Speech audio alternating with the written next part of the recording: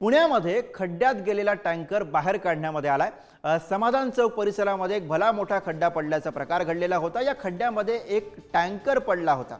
जवळपास 30 ते 40 फूट खड्ड्यामध्ये टँकर गेल्यानं परिसरामधनं अर्थातच आश्चर्य व्यक्त केलं जात होतं। अग्निशमन दलाच्या जवानांनी घटनास्थळी धाव घेत हा टँकर अखेर या खड्ड्यामधनं बाहेर काढलेला आहे। ही दृश्य आपण बघतोय।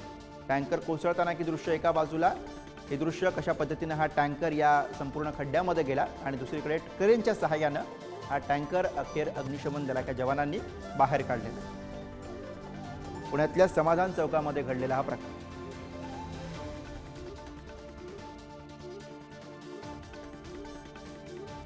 टँकर कोसळताना की दृश्य आपण बघू शकतोय। अशा पद्धतीने हा सगळा टँकर या खड्ड्यामध्ये जाऊन पडला आणि त्यानंतर क्रेनच्या सहाय्यानं अखेर हा टँकर बाहेर काढावा लागला। पुण्याच्या समाधान चौकामध्ये हा प्रकार घडला। रस्त्यावरती या ठिकाणी भला मोठा खड्डा पडला आणि या खड्ड्यामध्ये हा अख्खा टँकर कोसळताना की दृश्य कॅमेऱ्यामध्ये कैद झालेली आहेत। त्यानंतर क्रेनच्या मदतीनं या टँकरला बाहेर काढण्यात आलं।